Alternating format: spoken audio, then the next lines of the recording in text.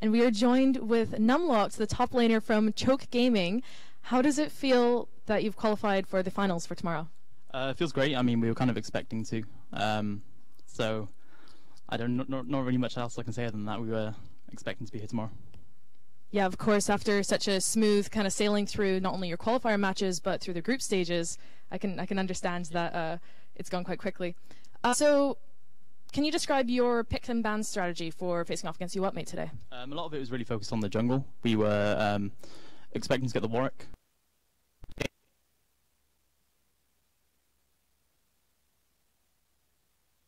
At all. So we knew in the first game we were definitely going to get Warwick, and obviously with the pack that it had, they didn't let it go through to the second game. So we knew that on the purple side we didn't have to worry about them first picking it because we knew they'd have to ban it against us. Right. That makes a lot of sense. And so in the first game it was quite one-sided. What do you think kind of contributed towards that? Like I said, I think a lot of it was the Warwick. He managed to actually get a lot of counter ganks off, which is kind of strange for a Warwick, especially against a Pantheon. But he was there mid lane, he was there at the blue buff, he was there at the bot lane. He was kind of everywhere he needed to be. We kind of just ignored the top lane because we knew that Yorick would just beat Lissandra in lane. There's not really much that Lissandra can do against the Yorick. So we just had the Warwick focus on two lanes, and that made it a lot easier for him to be where he needed to be. Makes a lot of sense. Also, DX Alchemist got very fed very quickly. Do you think that contributed as well? Oh yeah. He was playing Ahri, I think. Yeah. So having a fed Ahri is always nice. We always had that pick pressure. It was a lot harder for them to contest buffs because as soon as they came too close, they'd have a Warwick on them, they'd have an Ahri on them. It's a bit scary. Yeah, for sure.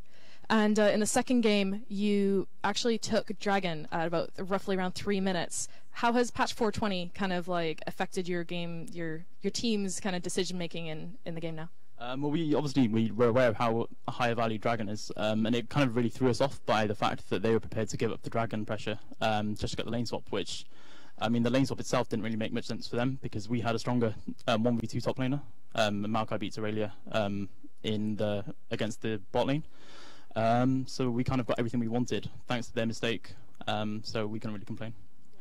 Nice. So also during the first game, I actually heard the team, U WOT M8, shouting, "Let's focus Zodiac because we want to destroy his KDA." He's got currently a KDA of 31, I think. What do you think makes Zodiac such a strong support player for you? I think it's a super strong AD carry he's got in the bot lane with him. No, he plays really solid supports. He just understands the lane. I don't really know much about bot lane myself, but he's got a really good champ pool.